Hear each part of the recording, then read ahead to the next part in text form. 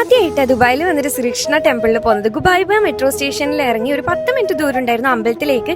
പോകുന്ന വഴിക്ക് അബ്രയിലെ വെള്ളവും ബോട്ടും ചന്തകളൊക്കെ കാണാൻ ഭയങ്കര രസമായി. ഈ അമ്മാവനെ കണ്ടപ്പോൾ കയ്യിൽ പരുന്തിനെ മേടിച്ച് പിടിച്ചു ഞാൻ.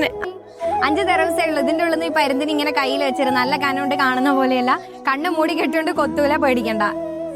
നല്ല ചന്ദനത്തിന്റെയും ഭസ്മത്തിന്റെയും ആ അമ്പലത്തിന്റെ മണം എനിക്ക് കിട്ടിയിട്ടുണ്ടായിരുന്നു ഓൾമോസ്റ്റ് അവിടെ എത്താനായപ്പോൾ. പിന്നെ പെരുമാൾ ഫ്ലവേഴ്സ് എനിക്ക് അമ്പലത്തിൽ പോകുമ്പോൾ നിർബന്ധമാട്ടോ മുല്ലപ്പൂ തലയിൽ ചൂടണമെന്ന്. ഞാനൊരു ചെറിയ മുളം പൂവൊക്കെ മേടിച്ച് തലയിൽ ചുറ്റി. 5:30 സ്വതവേ അമ്പലം തുറക്കാറ്. പക്ഷേ ഇന്നലെ 5:45 കഴിഞ്ഞപ്പോഴായിരുന്നു തുറന്നിട്ടുണ്ടായത്. ഉള്ളിൽ ഫോട്ടോ വീഡിയോ എല്ലാവരും അല്ല, ഞാൻ അതുകൊണ്ട് ഉള്ളിലേക്ക് കയറി തൊഴുത് ഇറങ്ങി. ഇതുപോലെ ചരടൊക്കെ കെട്ടിത്തരും. പിന്നെ കുങ്കുമവും ചന്ദനവും പുറത്തുണ്ട്, അത് നമുക്ക് അവിടെ നിന്ന് എടുത്ത് തൊടാൻ പറ്റും.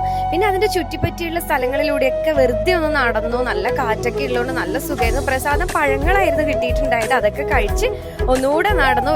ഈ ഫുഡ് ട്രക്ക് മെട്രോ സ്റ്റേഷന്റെ തൊട്ടടുത്താണ്. ഇവിടെ നല്ല അടിപൊളി മോമോ കിട്ടുന്ന പറഞ്ഞിട്ട് ഞാനൊരു ബോക്സ് മോമോ മേടിച്ചു. നല്ല ടേസ്റ്റ് ഉണ്ടായിരുന്നു കേട്ടോ.